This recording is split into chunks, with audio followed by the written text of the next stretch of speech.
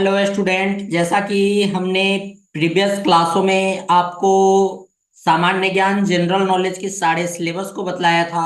वहां पे हमें क्या क्या पढ़ने हैं, किस प्रकार से हमें पढ़ने हैं, उसके बारे में पूरी जानकारी दी थी। आज ये हमारा सेकंड क्लास होने वाले हैं।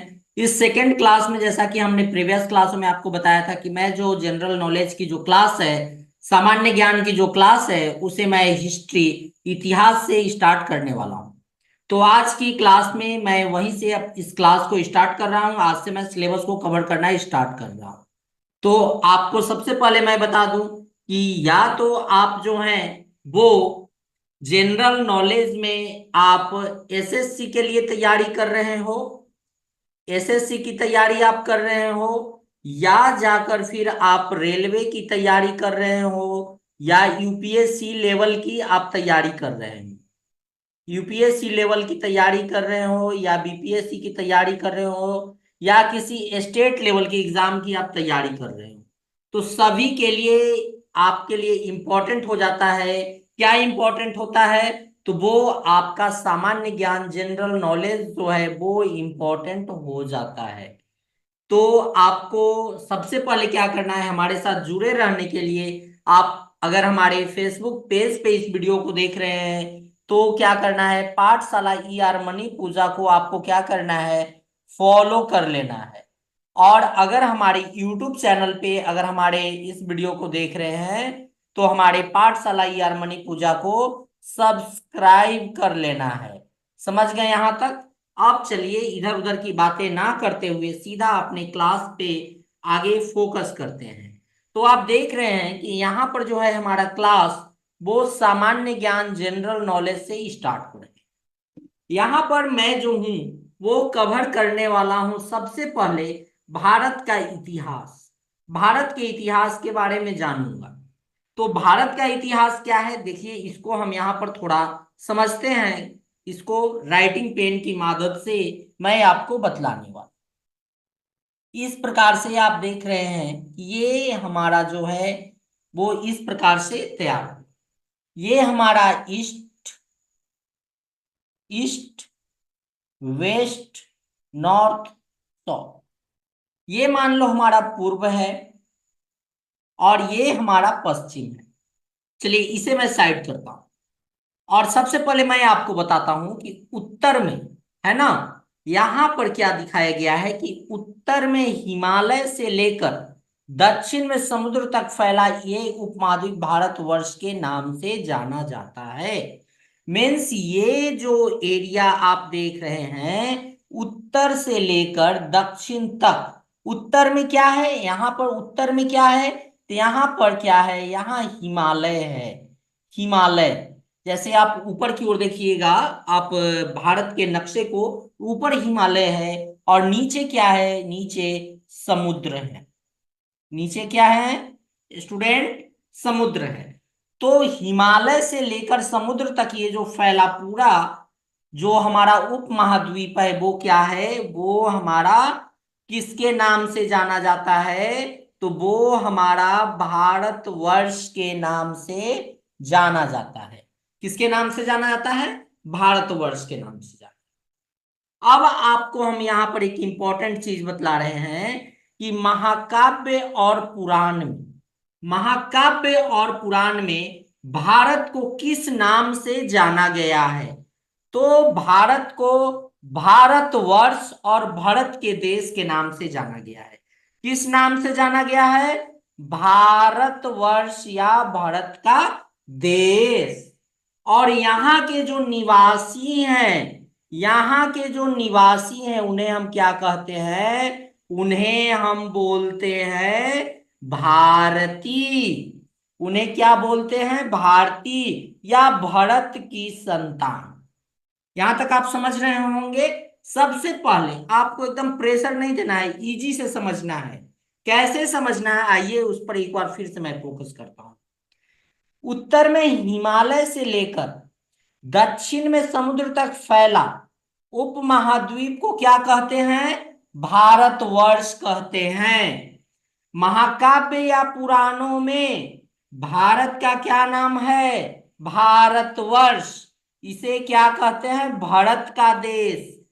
भारत को हम लोग भरत का देश बोलते हैं, और यहाँ जो भी लोग निवास करते हैं उन्हें भारतीय भरत की संतान कही जाती है। समझ गए? उनके निवासी को क्या कहा जाता है? भारतीय। और इनके संतान किन्हें कहा जाता है? भरत की संतान। यूनानी जब भारत में आए, यूनानी जब भारत में आए यूनानी, तो उन्होंने भारतवर्ष का नाम क्या रखा? भारतवर्ष का नाम इंडिया रखा।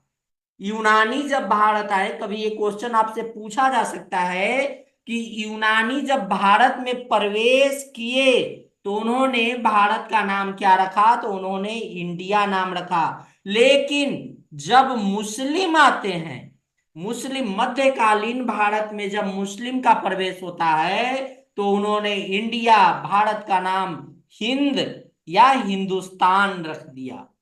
तो आप समझ गए कि भारत का नाम किस प्रकार से बदलता गया है। यहां तक आपको ये डाउट क्लियर हो गए होंगे, कोई डाउट नहीं होगा। सबसे पहले नाम क्या था? भारतवर्ष। फिर नाम क्या हुआ? यहां इन्हें भारत की संतान, यानी सबसे पहला नाम जो था वो क्या था? भारतवर्ष। भारतवर्ष। जब यूनानी का इंडिया में आक्रमण हुआ भारत में, तो उन्होंने इंडिया नाम रखा। क्या नाम रखा? इंडिया। और जब मुस्लिम ने भारत पर अपना आधिपत्य स्थापित कर लिया तो इन्होंने इसे क्या नाम रखा? हिंद, अर्थात हिंदुस्तान। हिंदुस्तान। समझ गए कि किस प्रकार से किस काल में हमारे भारतवर्ष का नाम बदलता चला गया है। अब आगे देखते हैं यहां पर कि प्राचीन भारत, प्राचीन भारत है ना, यहां पर प्राचीन भारत में इतिहास के हमको स्रोत जो है वो कहां कहां से प्राप्त होते हैं।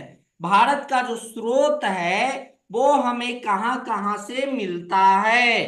तो ये जो भारत का जो स्रोत है, हमें इसके बारे में कैसे कैसे जानकारी मिली? तो हमारे यहाँ बहुत सारे धर्म ग्रंथ हैं। धर्म ग्रंथ से भारत की जानकारी इतिहास के बारे में मिलती है। ऐतिहासिक ग्रंथ जो है उससे, उसके बाद विदेशी जो भी भारत में आए उनके कुछ कुछ लिखे हुए विवरण हैं, उससे भारत की इतिहास की जानकारी मिलती है। जो पुरातत्व विभाग जो है वो सर्वेक्षण कर रहे हैं, उनके खोज से जो कुछ भी पाया या देखा जाता है उससे भी भारत के इतिहास का पता चलता है। तो यहां तक आप समझ गए कि भारत के प्राचीन इतिहास के स्रोत हमें किस प्रकार से प्राप्त होते हैं। तो यहां तक आपको समझने में कोई दिक्कत नहीं होगा। अब आइए आगे देखते हैं कि आगे हमें यहाँ पर क्या पढ़ने।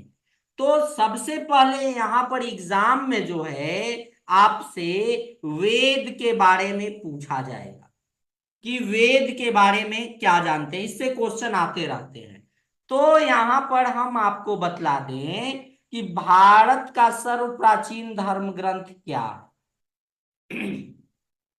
क्वेश्चन यहां पर आते हैं कि भारत का सर्व प्राचीन धर्म ग्रंथ क्या है? तो वो क्या है? वो हमारा वेद है। क्या है? वेद है। समझ गए? उसके बाद वेद के जो संकलन करता थे, वेद को जो संकलित किए, संकलकर्ता मीन्स संकलकर्ता का मतलब क्या है? संग्रह। जिन्होंने वेद को संग्रहित किया, संग्रह किया, उनका नाम क्या था? तो उनका नाम हम बतलाते हैं। उनका नाम जो था वो है महर्षि कृष्ण द्वैपायन वेद व्यास।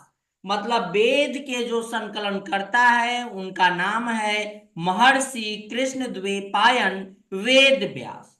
अब यहां पर क्वेश्चन आपसे बनते हैं, पूछे जाते हैं कि वेद कितने प्रकार के हैं। तो वेद जो है यहां पर, वेद जो है वो 4 प्रकार के हैं।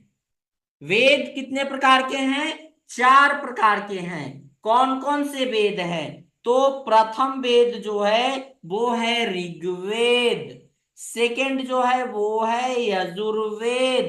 और थर्ड जो है हमारा वो क्या हो गया, वो है सामवेद। और चतुर्थ जो वेद है, चौथा वेद जो है हमारा वो है अथर्ववेद। तो ये हमारे चार वेद हैं। समझ गए। यहां से क्वेश्चन आपको क्या पूछे जाएंगे कि भारत का सर्व प्राचीन धर्म ग्रंथ कौन सा है, तो आपको आंसर क्या देना है, वेद है। वेद के संकलन कर्ता कौन है, तो महर्षि कृष्ण द्वैपायन वेद व्यास जी हैं। वेद कितने प्रकार के हैं, तो वेद चार प्रकार के हैं। कौन कौन से वेद हैं, तो ऋग्वेद है, यजुर्वेद है, सामवेद है, अथर्ववेद है। ये क्रम के अनुसार लिखा गया है। क्रम अनुसार। क्रम अनुसार कहने का मतलब है, मैं आपको यहां पर बतलाता हूं। क्रम अनुसार कहने का मतलब है कि सबसे पहले जो है वो हमारा ऋग्वेद आया है। ऋग्वेद के बाद जो है वो हमारा यजुर्वेद आए हैं। सेकंड हमारा यजुर्वेद है। और थर्ड जो हमारा वेद है वो है सामवेद। थर्ड हमारा सामवेद है। और चौथे और सबसे आखिरी जो वेद है हमारा वो है अथर्ववेद। समझ गए यहां से। इन सारे वेदों से भी हमें प्राचीन इतिहास के बारे में जानकारी मिलती है। तो यहां तक आप समझ गए कि किस प्रकार से हमारे वेद आए, हमारे इतिहास के बारे में जानकारी मिले।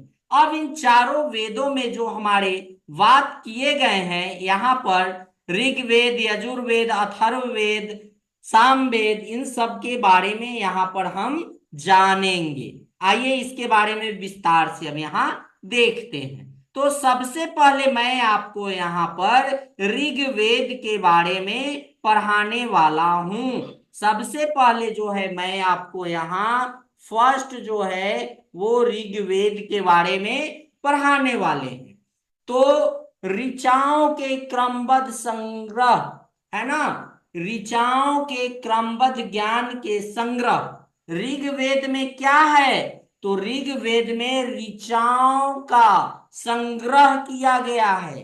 ऋग्वेद में ऋचाओं को क्रमबद्ध तरीके से क्या किया गया है, संग्रह किया गया है। ये सबसे प्राचीन वेद है।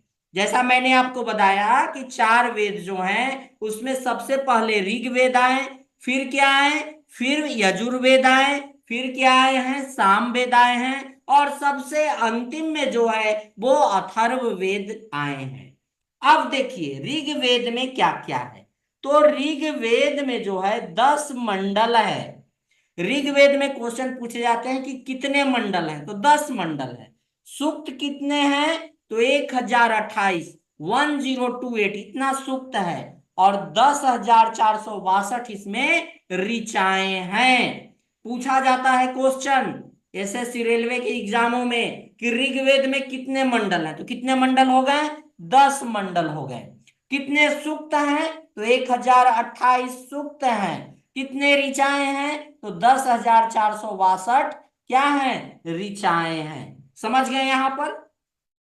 अब देखिए ऋग्वेद को जो पढ़ने वाले जो ऋषि होते हैं उनको क्या कहा जाता है, उनको होत्री कहा जाता है। उनको क्या कहा जाता है, होत्री कहा जाता है। वेद से आर्य की राजनीति प्रणाली एवं इतिहास की जानकारी मिलती है।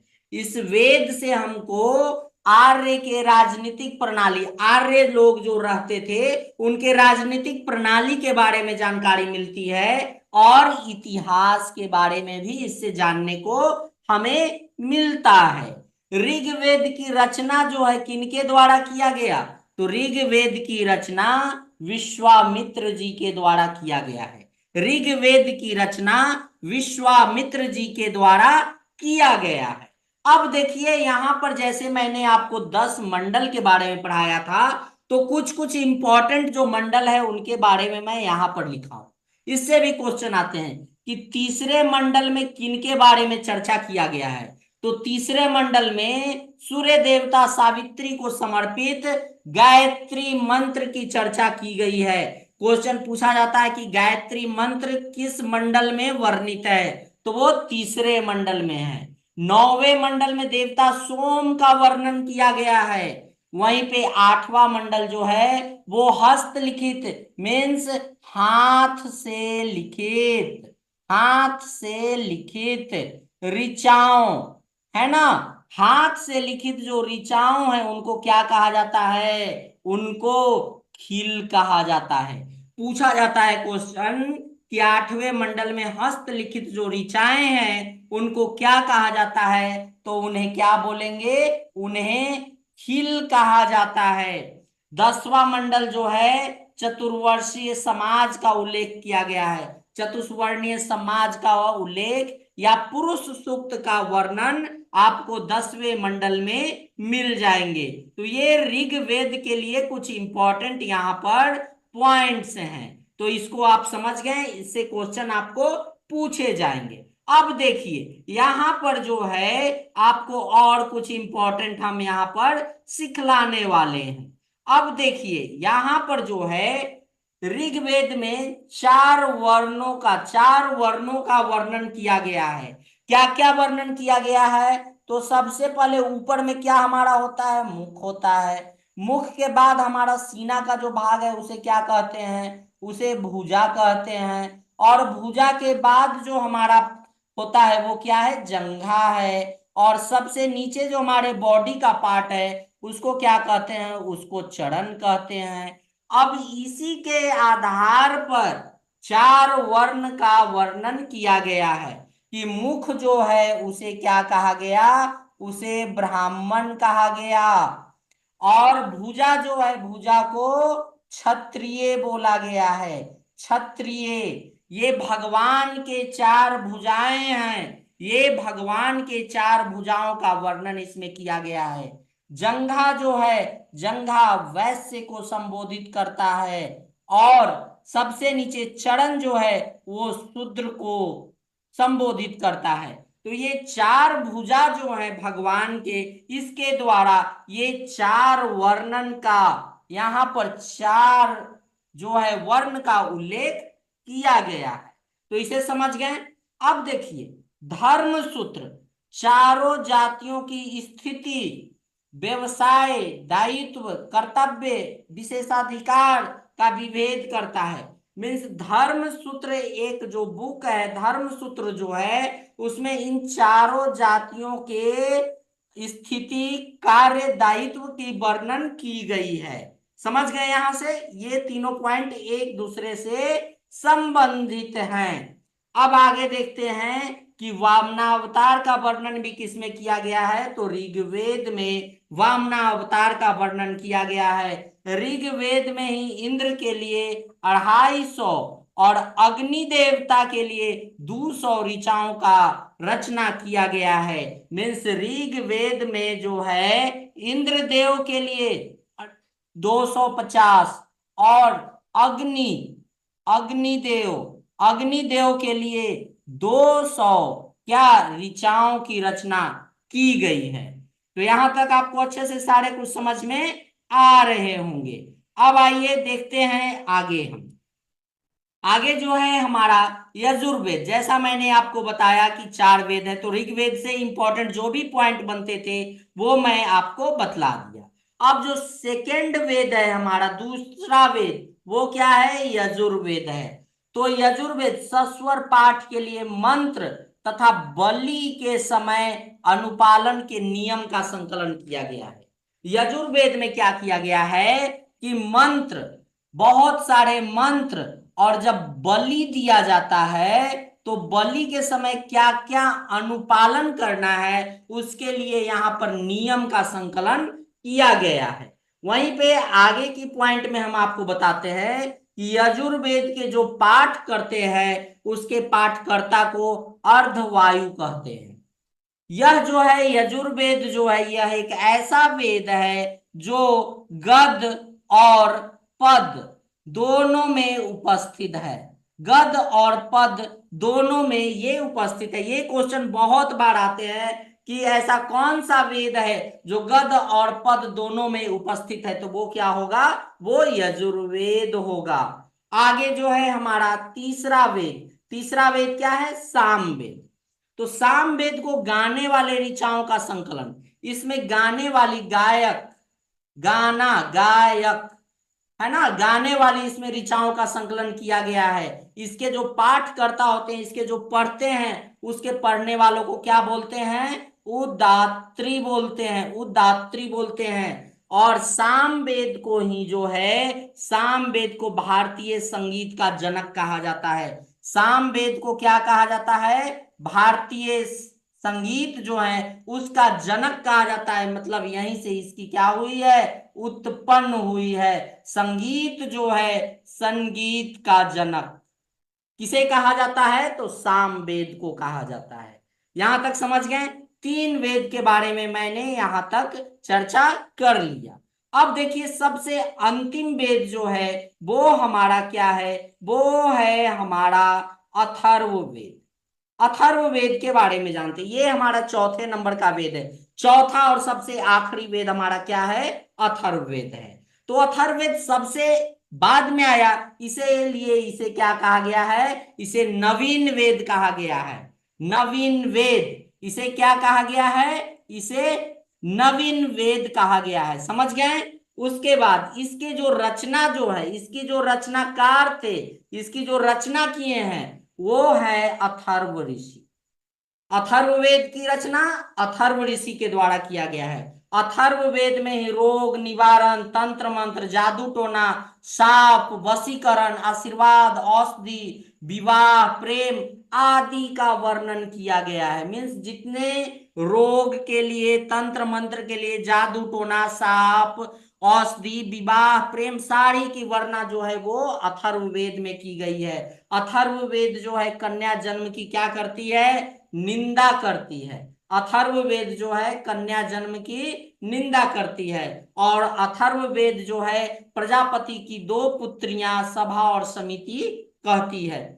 प्रजापति के दो पुत्रियां कौन कौन सी है? वो है सभा और समिति। यहां तक समझ गए? तो इस प्रकार से जो है ये चार वेद से आपको ये सारे क्वेश्चन पूछे जाएंगे।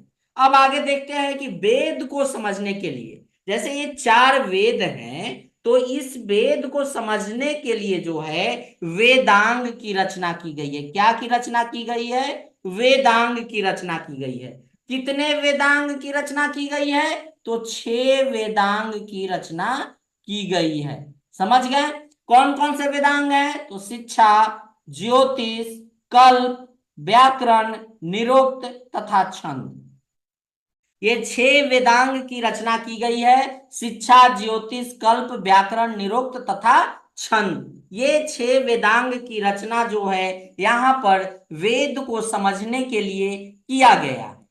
तो इसके बारे में भी जान गए। अब पुराण के बारे में थोड़ी सी जानकारी लेते हैं कि पुराण है क्या। तो पुराण जो है, पुराण के बारे में जानते हैं। तो बहुत बार पूछा जाता है कि पुराण के रचयिता कौन है? पुराण के रचयिता कौन है? तो पुराण के जो रचयिता हैं वो है लोमहर्ष, और उनका जो पुत्र है वो है उग्रश्रवा। मीन्स पुराण की रचयिता जो है वो लोमहर्ष के द्वारा किया गया है। और लोमहर्ष का जो पुत्र है उसका नाम क्या था? उग्रश्रवा।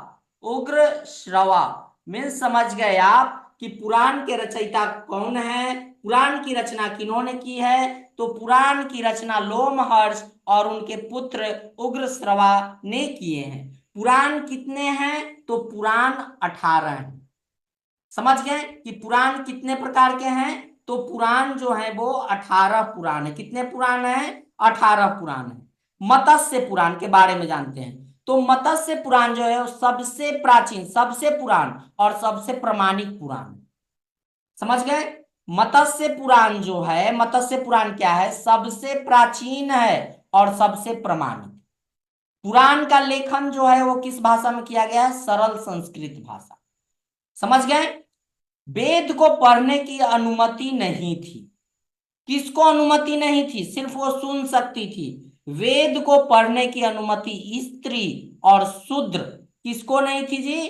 तो वेद को, जो पुराण है, पुराण में वेद जो है, वेद, तो वेद को पढ़ने की अनुमति नहीं थी। किसे? स्त्री और शूद्र को परंतु ये क्या कर सकते थे, ये सुन सकते थे। सुनना इन्हें वर्जित नहीं था, परंतु ये इसका पाठ नहीं कर सकते। अब आगे देखते हैं सतपथ ब्राह्मण जो है, तो सतपथ ब्राह्मण इसमें क्या कहा गया है कि स्त्री जो है वो पुरुष की अर्धांगिनी है। सतपथ ब्राह्मण में स्त्री को जो है पुरुष की अर्धांगिनी बताया गया है। तो ये सारे जो भी मैंने यहां पर लिखा हूं, ये सारे इंपॉर्टेंट इंपॉर्टेंट पॉइंट को लिखा हूं। बहुत सारे लॉन्ग में आपको पढ़ने की जरूरत नहीं है, जो एग्जाम में आएंगे बस उसको फोकस कर। अब यहां पर कुछ जो इंपॉर्टेंट पॉइंट मैं आपको बतला दूंगा, इससे भी क्वेश्चन आते रहते हैं और इसको जानना बहुत जरूरी हो जाता है। अब देखिए, हमेशा जो है क्वेश्चन आपको पूछे जा सकते हैं कि जो नारद स्मृति है, नारद स्मृति जो है, नारद स्मृति से किसका ज्ञान मिलता है। तो नारद स्मृति से आपको गुप्त युग की जानकारी प्राप्त होगी। नारद स्मृति से जो है आपको गुप्त युग की जानकारी प्राप्त होती है। वही जातक जो पुस्तक है उससे बुद्ध के पूर्व जन्म की जानकारी प्राप्त होती है। जातक जो पुस्तक है उसमें बुद्ध के पूर्व जन्म का वर्णन उसमें किया गया है। कथा वस्तु हिनायन का प्रमुख ग्रंथ है। कथा वस्तु जो है वो हिनायन का प्रमुख लिखा हुआ ग्रंथ है। कल्प सूत्र से क्या जानकारी मिलती है, तो कल्प सूत्र से जैन धर्म का प्रारंभिक इतिहास पता चलता है। जैन साहित्य को क्या कहा जाता है, तो जैन साहित्य को आगम कहा जाता है। यहां तक समझ गए। एक बहुत इंपॉर्टेंट पॉइंट मैं आपको बताता हूं। अर्थशास्त्र के लेखक बहुत बार पूछे जाते हैं। तो अर्थशास्त्र के लेखक कौन थे, चाणक्य थे। इनकी नाम कौटिल्य भी थी, इनकी नाम कौटिल्य भी थी, और इन्हें विष्णुगुप्त भी कहा जाता था। समझ गए, इन्हें विष्णुगुप्त के नाम से भी जाना जाता था। तो क्वेश्चन आपको आएंगे कि अर्थशास्त्र के लेखक कौन है, तो चाणक्य, कौटिल्य या विष्णुगुप्त, ये तीनों एक ही व्यक्ति है। इसमें 15 अधिकरण, ये जो अर्थशास्त्र की जो बुक है इसमें 15 अधिकरण है और 180 प्रकरणों में इसको विभक्त किया गया है। इससे आपको अर्थशास्त्र से जो है मौर्यकालीन इतिहास का पता चलता है। समझ गए।